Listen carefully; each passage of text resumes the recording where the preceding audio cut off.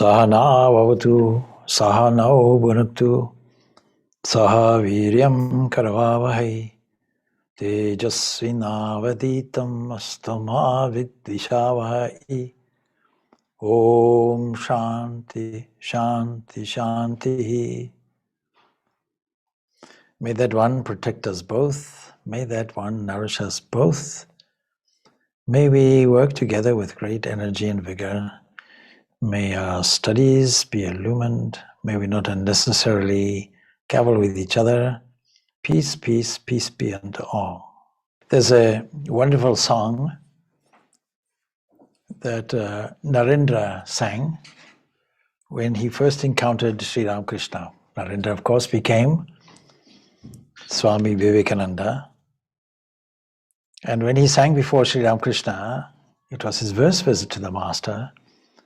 And the song made Sri Ramakrishna's mind joyfully glide into the divine home. And when he returned from this to outer consciousness, the Master inquires from Ram Babu, "Who is this boy? How well he sings." Now, the song that Narendra chose has some special features. So I'll tell you what the free rendering is first, and then we can analyze it line by line. We can call it Back to Home if we wish. And in contemplating this song, we can imagine a number of things. One is the ascent up a hill or a mountain to a certain destination. What would the perils be on the way? How many paths would be present? What determination, what qualities would we require in order to get to the top? So I'm suggesting, of course, that life is exactly like that. That somehow we have a goal.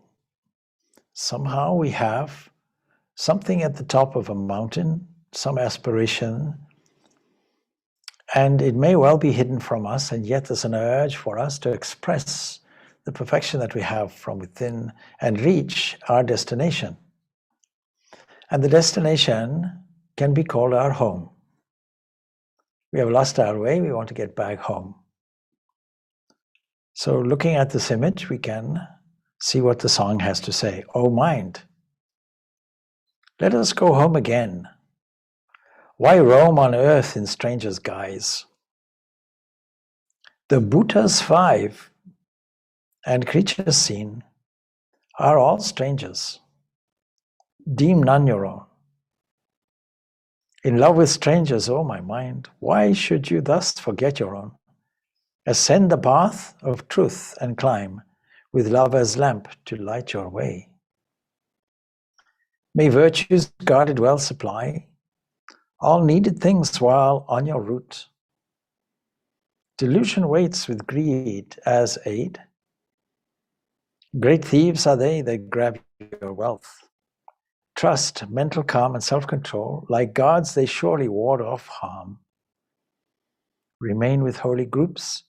Treat this as welcome stay in good rest house. In case you doubt which way to take, inquire of him who watches there. When frightened, shout the name of God. He rules the road and even death." It's a beautiful song. As I said, the song has some special features. First of all, Narendra chose the song, and it had this effect of making the Master's mind glide into a state beyond physical consciousness. And it creates a spiritual picture, a picture of an endeavor as a happy return to one's own home. And it's suggestive of a pleasant and warm welcome at the top. And the expression, "ascend the path of truth," indicates that the goal is much higher than the seeker's starting point at any time. If we are not at home, then we can imagine our journey with an internal yearning, may I get there, may I arrive there. But then you see on the way there are some robbers. And it's not going to be like an evening stroll. It's not going to be like a walk in a municipal park or a park with the roads and paths are even, nicely flowers are cultivated on each side, beautiful lawns planted, all for our convenience. No, we expect some rocks in the way, we expect rough ground, we expect some difficulties. You know, people come from all over the world to do the Camino in Spain. They don't expect an easy time. The sun may be beating down mercilessly on them, and they'll have to climb a number of steep hills. And at the end of the day, they may well not find accommodation unless they arrange something well in advance. The tradition is not to do that. Now, the Camino is a very good example of a pilgrim journey that replicates the journey of a spiritual life. Winding down a road, not expecting it to be easy, yet with a delightful spirit, we can set off. And we can only put one foot in front of the other. And in that way, we go forward. If you do it the other way, you'll walk backwards, you won't go anywhere. If you stand still, you won't go anywhere. And you may take some equipment on the way. You may have something like a walking stick or a staff. You may have to have special shoes. And even those shoes, if they're wrongly selected, that'll give you blisters. And then the path will be varied. Sometimes it'll be rocky and stony. Sometimes you may lose your way also. You may have to bring out a map. You may have to ask somebody, which is the way. I came to a path and 2 directions were indicated, which was the way. So there's surely much climbing to be done. There is, however, a very comforting assurance that holy company is available like a rest house on the way where you can stay. And any tension or anxiety that may be occasionally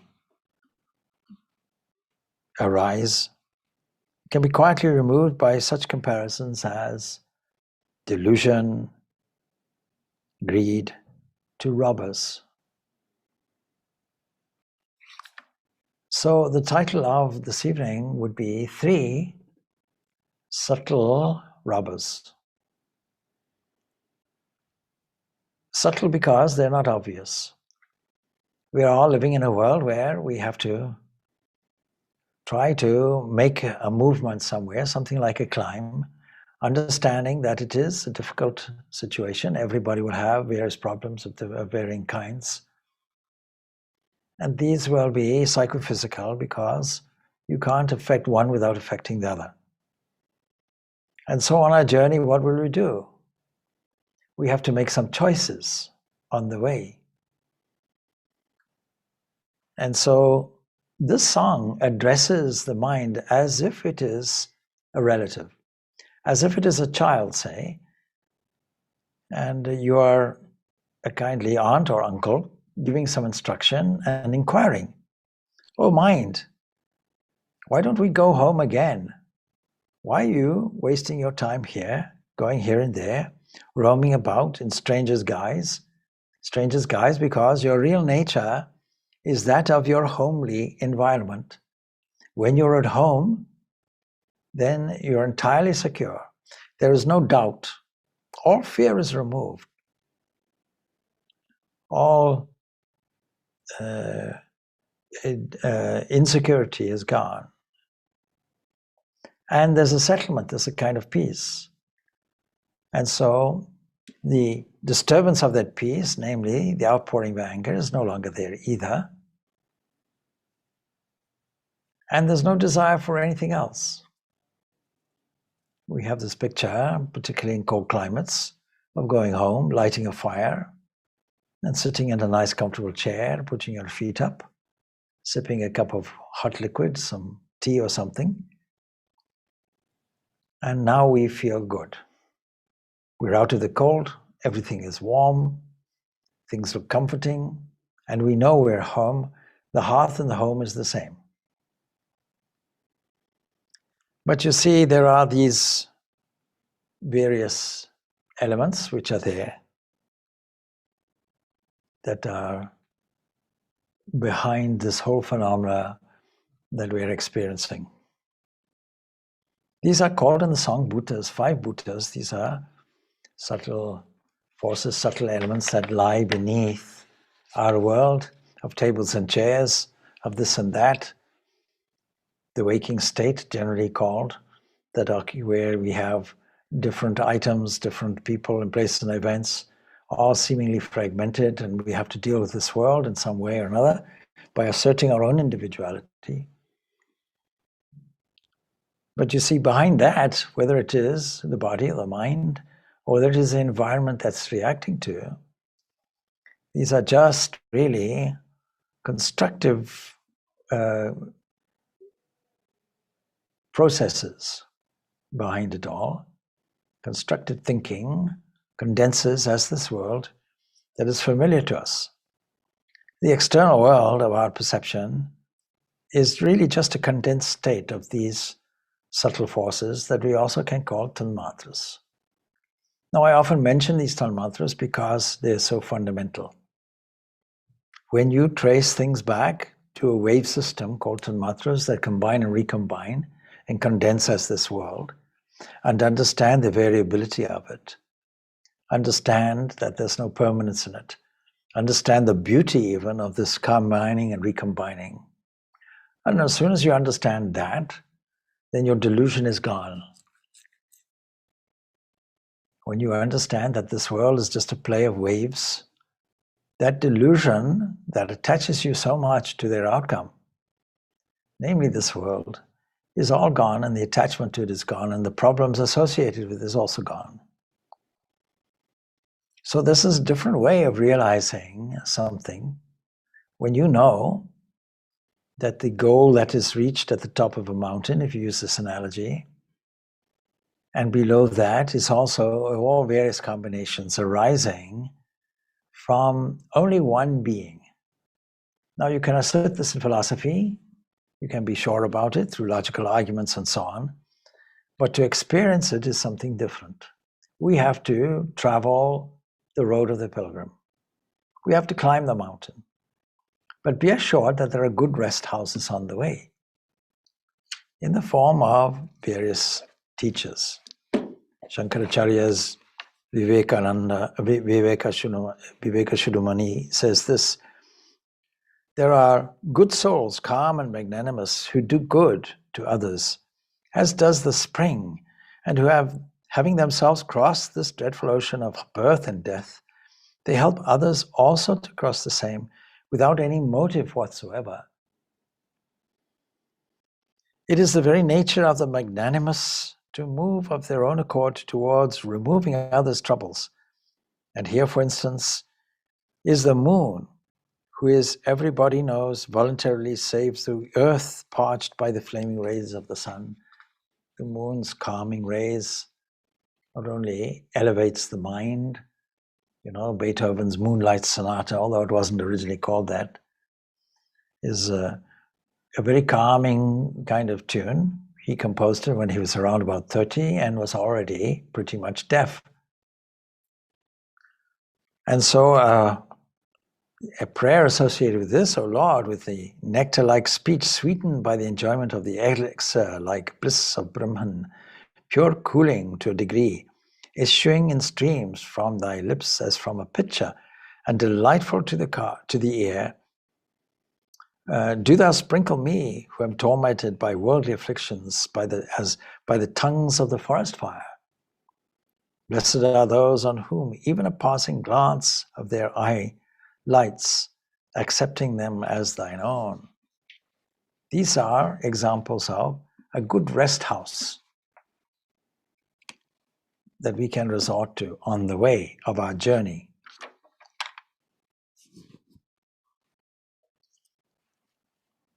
So there are some antidotes. Let us review. First of all, the light, the lamp that you carry, is the lamp of love. In love with strangers, O my mind, there's a normal kind of love. Why should you thus forget your own? Why should you transfer your love to these fleeting things? Ascend the path of truth. What do we mean by truth?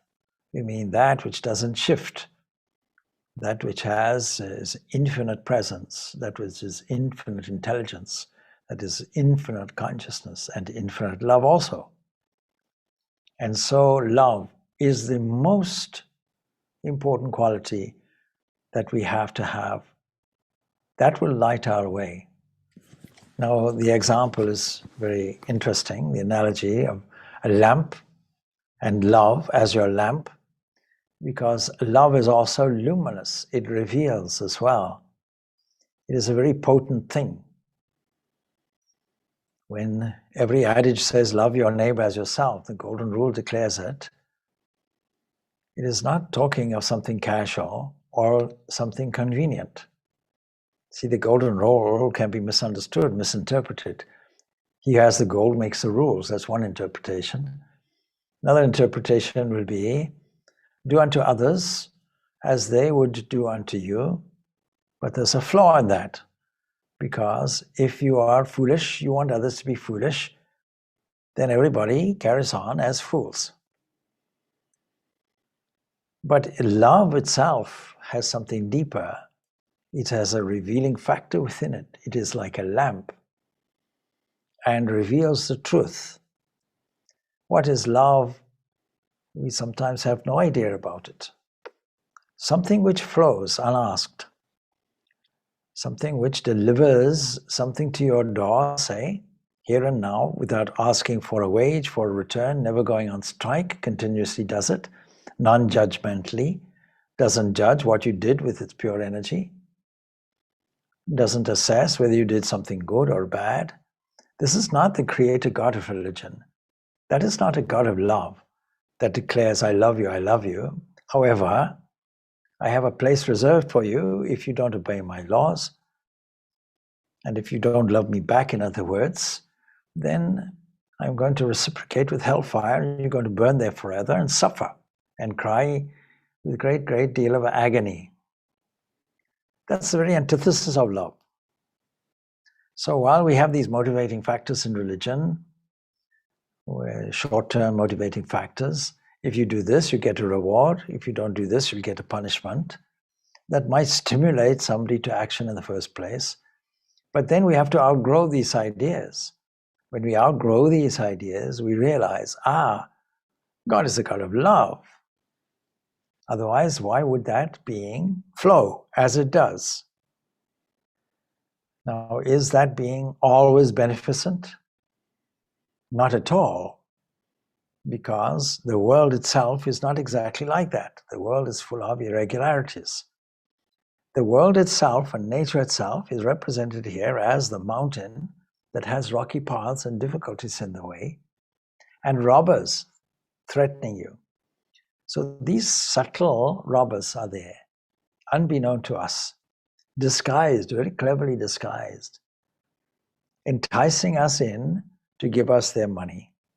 To give us money. Please give us your money. Please give us your knowledge. Please give us everything that you have.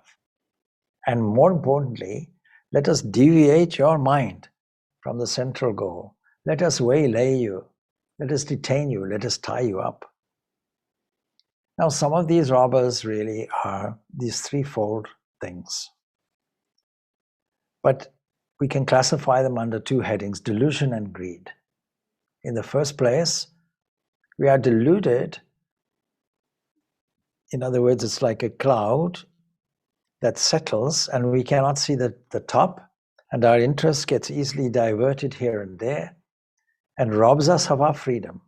So the analogy of a robber is robbing us of our freedom by deluding us, taking us away from the central truth. And then once we're taken away from the central truth, we become individualistically orientated, egocentric, selfish, and then we have central children, as it were, of these robbers will be desire. Desire, doubt, and fear and anger are four robbers, and we can classify them as three if you like, because thwarted desire is anger. We'll come on to that shortly. So any tension or anxiety that may be occasioned is quietly removed from these threats by what? Calmness, mental calmness, self-control. These are your trusty guards. And love as lamp. Mental calmness, the antithesis of disturbance, and the great erupting example of a disturbance is anger. And self-control means that we stop the outgoing movement toward the outside, where we feel we can fill something that is missing on the inside, called desires. And calmness of mind is the antithesis of faith. So these are the antidotes: mental calmness, self-control, and love as your lamp. In fact, each line in the song that I've translated here is really effective as an aid in spiritual life and spiritual pursuit, not least of which you're talking to the mind as a technique. These five tanmatras, they are rudimentary elements. On the one side, they produce all sense objects, namely sounds, tastes, touches, colors, smells. They're all on one side, on the other side, organs to reveal them. All ears, all skins, eyes, taste buds, noses. And in their subtle forms, they mold the inner organs that clearly come into play in dreams as a subtle body, and constructive thinking also. And in their gross or outer forms, they mold everything into physical forms. Physical ears, skins, and all the rest. The external world of our perception is really a condensed state of these. And of course, they're combined in different proportions, exhibiting the scenic value of our thoughts and feelings and our intentions. So it's a wonderful song, giving us a great insight, comparing and using an analogy of climbing a mountain. Now let us take up another song and deal also after this with three principal robbers, which are namely doubt and fear and desire. This is a song actually by the great noted South Indian poet singer Saint Tyagaraja. And he does the same thing as the first song does. He's addressing the mind like a kindly uncle or aunt, detaching from the mind and saying, come on, you have a choice. What's the value of having a choice? If we are to control these things of doubt and fear and desire, then we have to acknowledge that we are free to choose any course we like. Sri Krishna gives Arjuna 18 chapters of teaching. At the very last moment in the 18th chapter, he says, Iti te jnanam akyatam guhyataram maya vrimrashe tad asheshana yate chasi tata kuru. Iti, thus, has wisdom more profound than all profundities be declared to you by me. I've given you everything, all the teachings I've given you. I've left nothing out. 18 chapters are there. You have had a cosmic vision. You have changed your course a little bit. You've been convinced that maybe you should do your duty. Even so, having done all this, reflect upon these teachings fully, and then act as you choose. I'm still giving you a loophole. You can act as you choose. This idea of free choice is there. On Sunday, there was a good question about free will. So let's look at this free will aspect. Yes, you can choose. And so this song from Tyagaraja says, choose, O mind. O mind, which brings you greater joy? Tell me the truth. Is it much wealth or constant presence of Sri Ram? His Ishtadevata, his chosen ideal, was Rama. He loved Ram a lot. And serving him, enjoying grace. Supposing I ask people, now you've won the lotto, so you have the opportunity to be given something like, let us say, 100 million euros. What will you do? You'll do anything of your choice. Then what will people do?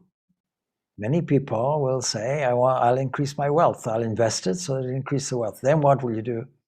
I'll buy something in Monte Carlo or this or that and the other. In other words, I have a dream list full of desires. I'll fulfill all my desires and then I'll die. And in the process, of course, you may well die anyway. So many people will choose wealth. In the Kathopanishad, Yama gives a great choice, number of choices to Nachiketa. All the choices you want in the world. Same thing happens. Jesus sits for 40 days in the desert, and a tempter comes and says, you can do this, you can do that, you can have the whole world, you possess the whole world anyway, why don't you take advantage of it? Like that. Buddha sits under the bo tree. Mara comes and tempts him like this also. Left alone, ideas will arise in the mind from the unconscious. Let me get this, let me get that. So we have to assess, stand back from the mind, because we are not the mind. And clearly in the song and in the previous one, the mind is a separate thing that we are now addressing and shaping and giving a freedom to it. You can choose. I'm not insisting on anything. It's like a horse being trained. You give it some love, you give it some affection, you stroke it nicely, don't beat it. That's the way you get the best from it. So, O mind, which brings you greater joy, tell me the truth. Is it much wealth or constant presence of Shri Ram, and serving him, enjoying his grace that flows from him? Which suits your taste? Is it milk? Is it butter? Is it curd? Rich patrons give all these things. Is it you want them to continue giving? Will you enjoy all of that? Or bliss derived when you adore King Dasaratha's son, that is Rama, and stay tuned to him with love? Which brings you joy? The cleansing bath, full control of limbs and mind, or float in dirty well that holds delights of sense-debasing mind? Which gives you joy? The work of praise of man enslaved by ego sense, or hymns addressed to Lord Sri Ram, whom Tyagaraja adores with love? So straightforward questions are put to the mind. And it's a technique that many, many saints will use. And all of us can profitably put similar questions to our minds. The alternatives can be changed to suit a different context. Imagine sitting down for meditation. And at that phrase of preparatory meditation, creating your runway to fly above the clouds, as it were, in meditation proper. And now you have to deal with a mind that wants to wander here and there. Scattered mind is a normal condition, particularly in the evening, reviewing all the things that you did during the day, easily distracted because they're all occupying you. And if you don't deal with them properly, you'll have insomnia because you'll carry them to the bedroom and sleep with them. And then you say, I never slept a wink because I was worried about this and that and the other. So, sitting there, considering the mind as a mental field capable of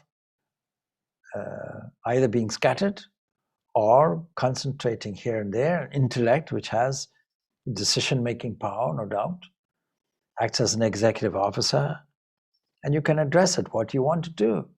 I'm giving you a choice. I'm not nailing you down to any course of action. Use your inner wisdom and see which is best. Use your discerning ability. Discernment, therefore, is the first movement in spiritual life, to have a discerning attitude.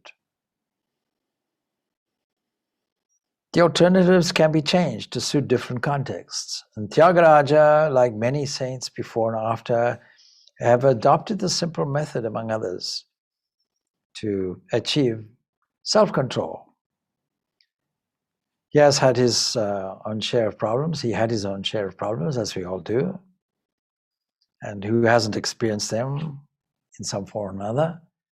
Difficulties cropped up only strengthened Tyagaraja's resolve and efforts and yearning to secure divine grace. So his chosen ideal was Sri Ram, and therefore the whole song is phrased like this. And Ram, of course, is adored by millions from olden days. And in one short, beautiful song, the beauty of which I haven't captured properly because it's a translation, he reveals the nature of his worship. What is that? That human life is really a blessed life, no doubt. Is really a blessed life in which the Lord is installed on a golden throne. And he carries on in this vein because he can construct from his thought a worship, thinking, imagining that there is this Ram sitting there, decorating him with flowers of his holy names, like Shiva and Rama and so on, and addressing the mind. And then he can continue, and he does with the song. He says, know the Lord to be the reveler in the sport of the universe. It's not that the universe has to be rejected. It's not that our life has to end, because it is a revealer. We can see the inner beauty of everything through the eyes, through the ears, through what the eyes sees, what the ears hear. Going back to the subject of the tanmatras, we can see the glory of these waves combining and recombining. And if we have an eye for it, we'll see what a beautiful thing it is. And we have to be careful about the choices that are made. Thought stimulates a kind of wish-fulfilling environment that condenses everything that we want.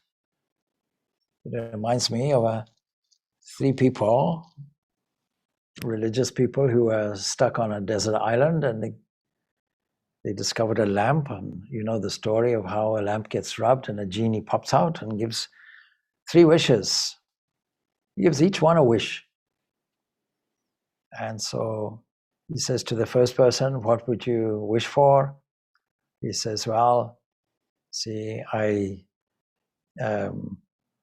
I'm a top civil servant, and I miss my job, and my family, and my environment, and I would really like to get back to them. I miss them dearly. And poof, he was gone off the island.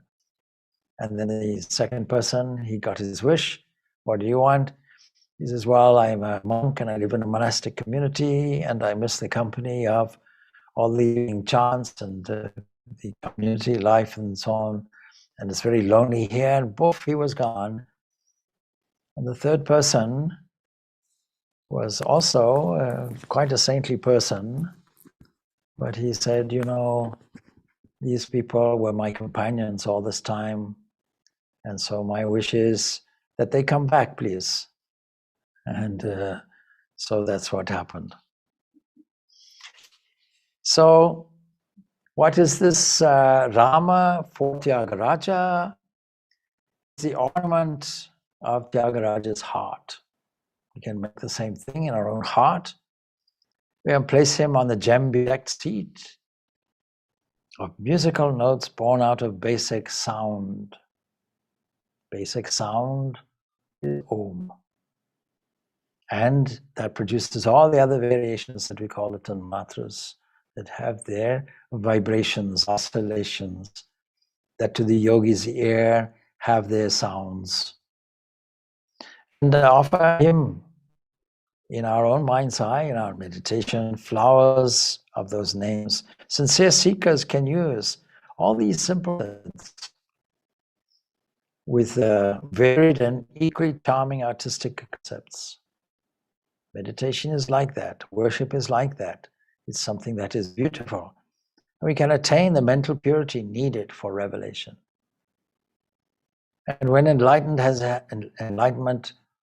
has been attained or achieved, if you will, then they can continue to express it happily through similar concepts and appropriate actions in daily life. It's not that it's all gone.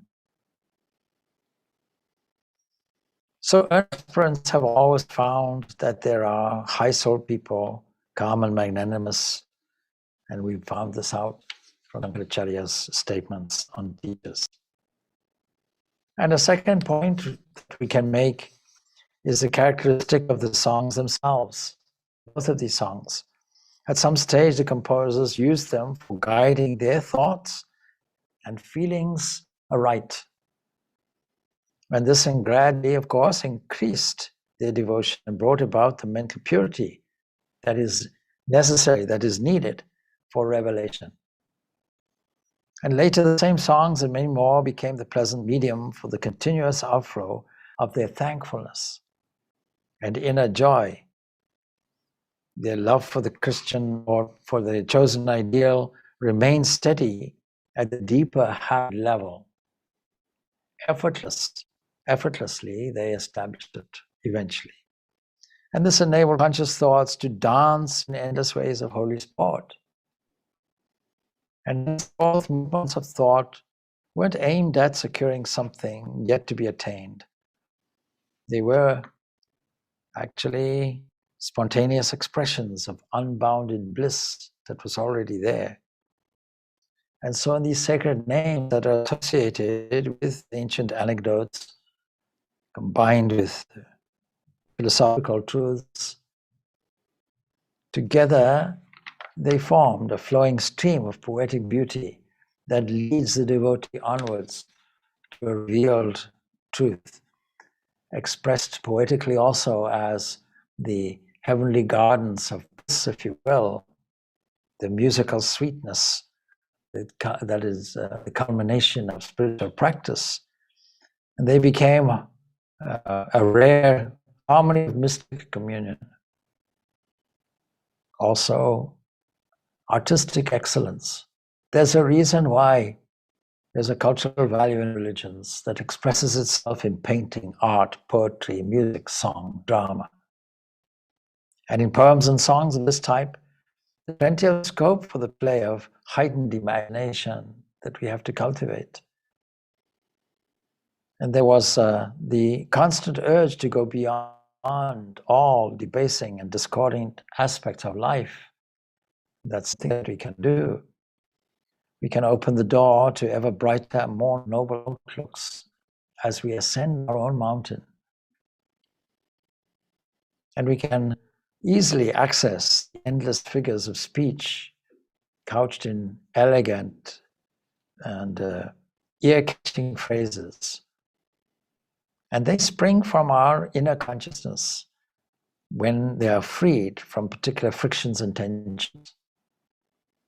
They have therefore the power to awaken similar awareness in listening devotees even today, these two songs and other songs like them. Many even today employ such songs as part of their daily practices. The one that can shift our emotions very quickly is music and song. And so we can imagine the heart to be a gem-bedecked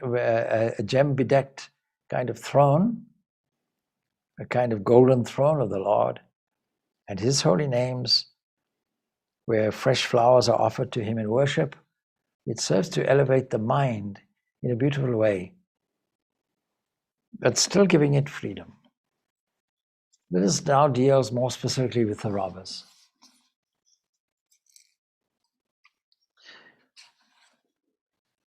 Doubt, it can be a robber, but it also can be a useful thing for us. Without a doubting attitude, how can we have a questioning mind?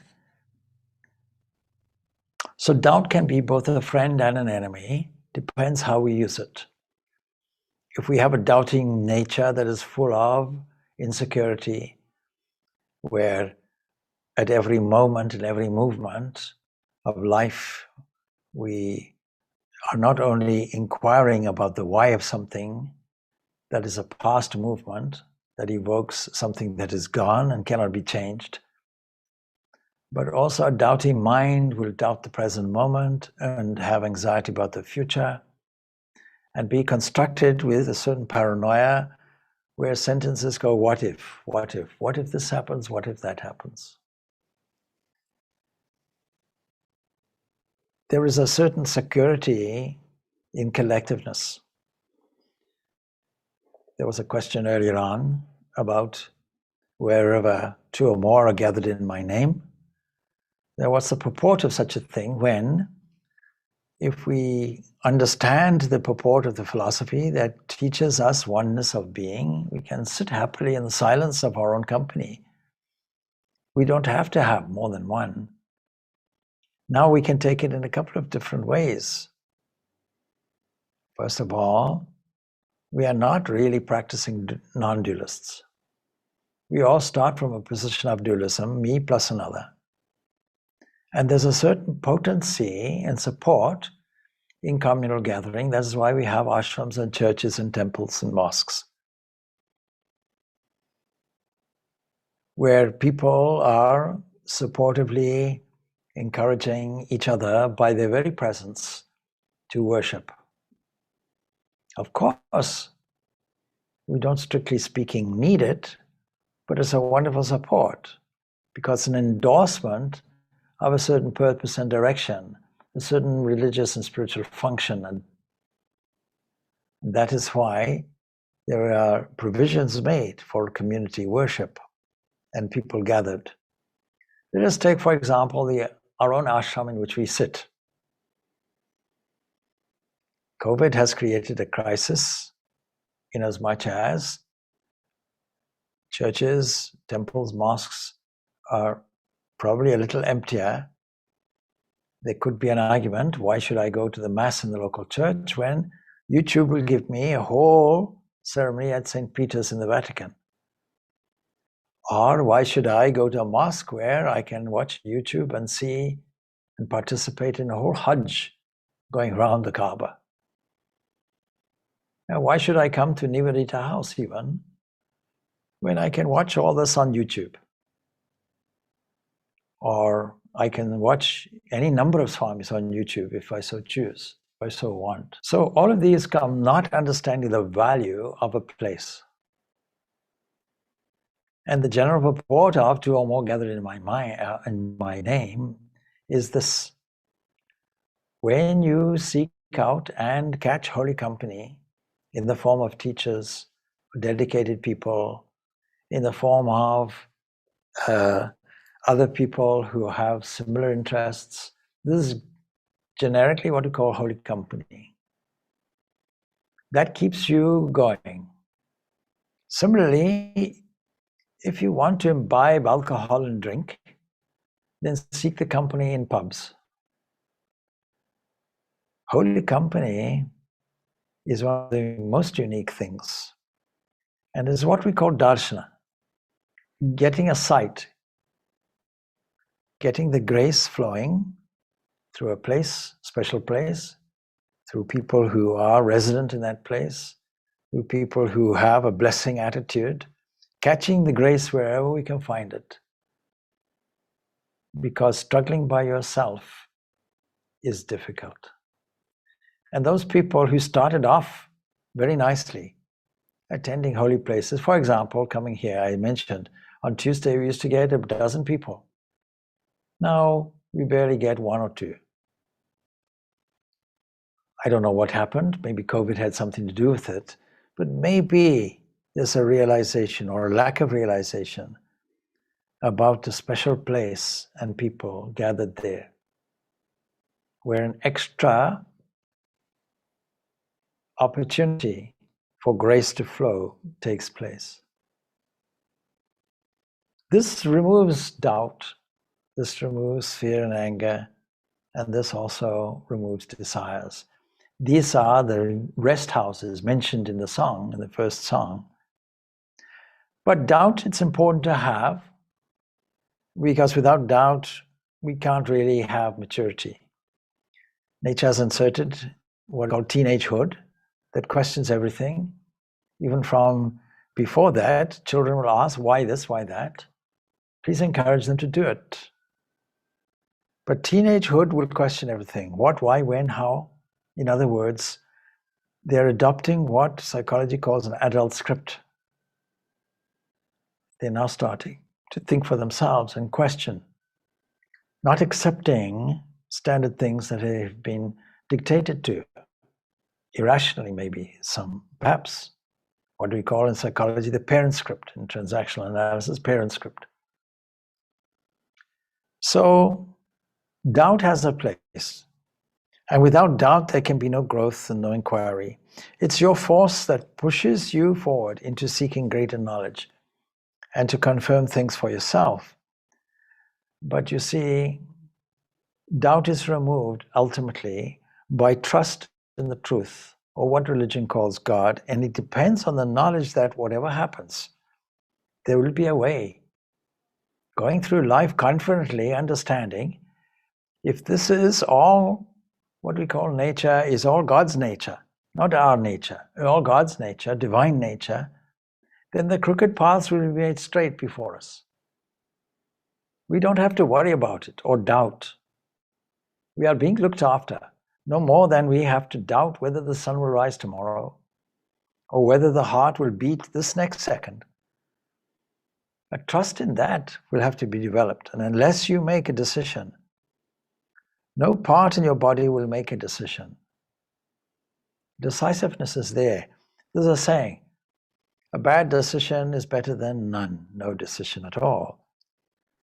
But if you remain doubtful and indecisive, then the stomach won't digest, and the heart won't pump, and so on. Everything will be doubtful. So we have to engender this trust, this faith. This is the opposite of doubt. You have to understand that you are the control of the rod and the lever. See, when you are miserable, why don't you use it to your benefit? In a car, there's a rod, there's a lever, there's a gear. You are the rod, you are the lever. In machinery, there's a rod, there's a lever. Inevitably, that moves moving parts. But you are the rod, you are the lever. Why don't you use it to your benefit? You can obviate everyone else's thinking now. And start thinking for yourself. Don't use my broken ladder. Construct a useful one of your own. Use the method of looking within and without, both, and seeing there within and without, and in so doing, moving the lever to remove your foolishness, your stupidity, your incorrect feeling that the senses told you this and that you have been a victim, and you sit down and say, poor me, what a pity. You can rise up, I'm the rod and the lever, what a glory, what a glory. I can determine my own destiny. As thy faith is, so be it unto thee. If there's doubt, you'll always have difficulty. And it's the intellect that makes us a seeker, a doubter, or a person with confidence. It is to be adequately supplied with right material. Try to get rid of doubt by gathering more information, then the doubt will go. The first thing in solving a problem or a difficulty, instead of impulsively reacting, give me more information, please. Once I have the information, I can determine my course and apply this choose of my mind. I can exercise my freedom of choice. And we must be strong, we must be fearless. What that means is strength, fearlessness, these go together. We can be physically strong, we can be mentally strong, we can insert security to dispel all our doubts on the basis of trust. Lord, it is you who are moving everything. I'm doing nothing. It is all your expression of glory that I call breathing, that I call thinking. And so to make this human character function fully, we really must have the full knowledge of everything from the principles of the Vedanta, and the knowledge, the real understanding, comes from the practice. So incomplete knowledge really is the cause of doubt. And in terms of things not experienced previously, then the unknown, we may call it, that generates fear. So doubt and fear come as robbers also to rob your freedom. And even if you move at the master level, controlling everything, doubts can of course still be there. So continual doubt, unless handled, will drag you down, drag the whole mind down. And therefore, do not persistently doubt. Then we have to deal with two other things: desire and anger. What is desire? Desire is trying to get hold of something from the outside, supposing that my inside is a blank or has a gap, some unfulfilled area, some unfulfilled space. Something must come in to fill the space up, and it has to come in from the future. And you're waiting for it to happen.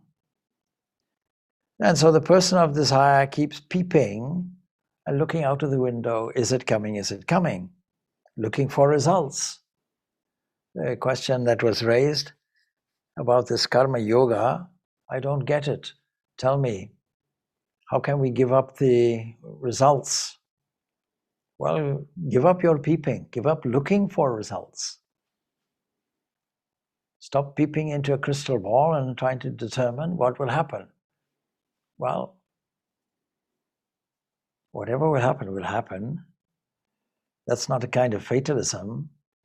I can control whatever condensation there is in the future. And unexpected things will happen, no doubt.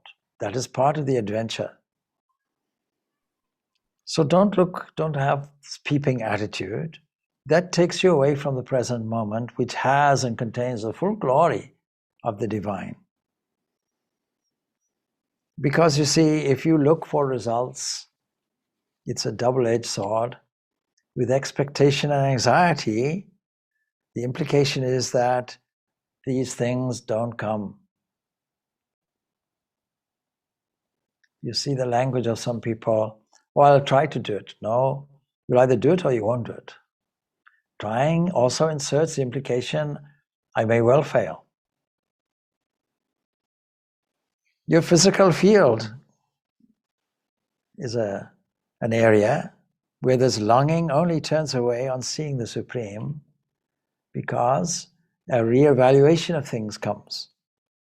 And then desire and anger go together, because when you have desire and anger, you hold the viewpoint that there's something other than the divine present there. And so you have something opposing. Then you can no longer see the unity, you can only see the variety. As long as we are seeing the variety, we can't see the unity. And so where does anger come in? Anger happens because you're thinking that the enemy is stronger than yourself. That's the certificate you give it. If you live for catching something, then you'll have misfortune.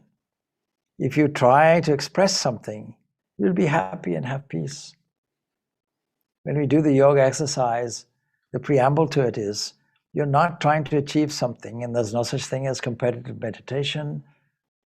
You're there to express something, express the help that you already have. When you stretch a limb, you're expressing the delight of doing it, not trying to get something from the outside. Then you'll get the beauty, you'll get access to the beauty and glory of this expression, what we can call a beaming attitude. Don't tell your secret desires, of course, to anybody. You see, there are some desires which also are good and legitimate and healthy and fulfilling, where no gap is seen, where it's simply an expression of fullness. But don't tell your secret desires to anybody. This will cause other people to criticize and ridicule you. This happens particularly in the area of, well, in the area of noble aspiration. Supposing you're inspired to make an art gallery somewhere. And then people start, what, art gallery? You know nothing about art. Where did you get this stupid idea? Why don't you stick to what you're doing as a street sweeper? That's much more your cup of tea. So discuss it only with God. That's all. Each person has a unique role to play. You have to understand this. And nobody has any business to criticize it, because they don't know the arrangement that you have with the divine. A contract and agreement where the Lord says, my child, I'm investing my life in you so that you can express the glory of the divine in what you're doing. And nobody can express it in this way. And if everybody did it, then we wouldn't have this harmony, because somebody would be doing something this way and everybody would have to do it the same way. No, we all have to do it differently. We all have our individual skills and talents that have to express the divine glory that is within us. And therefore, competition is actually unnecessary. We are living in a non-competitive world. Now, people who are devoted to capitalist philosophy and so on won't agree with that. But that simply generates a level of selfishness. We have to shift our attitude, because how is one to find one's place in life is a question. And you can think of it in this way, that God has been whispering this in your ear ever since all your past lives have come to fulfill this in this life now. As you clarify your ideal, then things are arranging the scenes behind the curtains for the realization of what you want, or what you need, or what your role is, or how you should fulfill it, and in what way. The little things in life sometimes make the difference. Make a small change to bring about the desired changes in all your circumstances. Don't try and change it in one go. Think that you are chiseling away the form, like Michelangelo chiseling away at the wonderful statue David, taking a solid piece of marble, Italian marble, no doubt, conducive to being soft, and chipping away. You take a big stone block, who would ever see that there was a big David in there? But chipping away, David gets revealed. Desire for knowledge is only really a seed in us, but in Him, that is in the divine, knowledge is infinity. So desires of the mind are not all wrong. They are spontaneous expressions of our goodwill.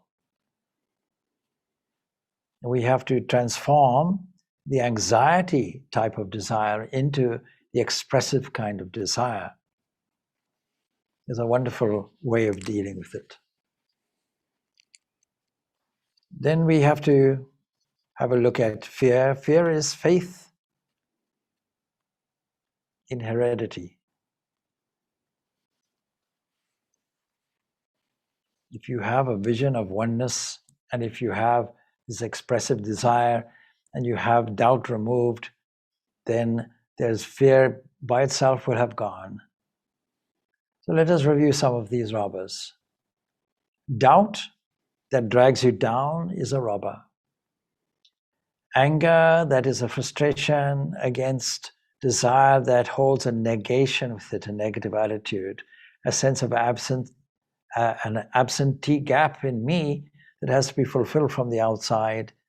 And when I don't fulfill it and I keep peeping, is it come, then frustration occurs and anger occurs.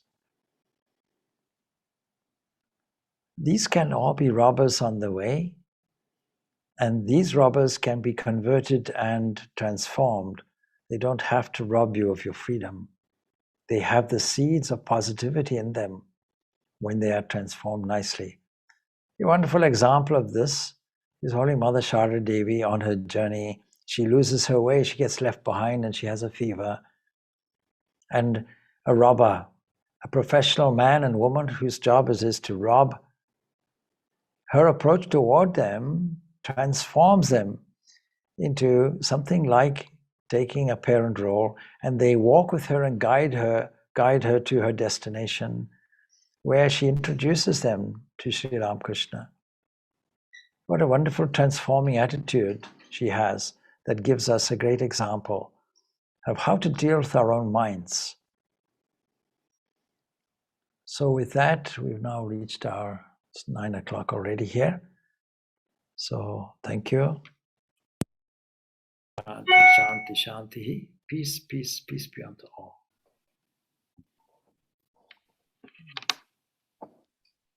Thank you, Swamiji. Gaurav Mahagat, Swamiji. Gaurav Mahagat. Gaurav Mahagat, Swami. Gaurav Mahagat. Thank you, Swami. Gaurav Mahagat, Swami. Thank you, Swamiji. Yes, Gaurav Mahagat. Merci, Swami. Merci beaucoup. Merci, Swami. Thank you, Swamiji. Okay. Thank you, Swamiji. Om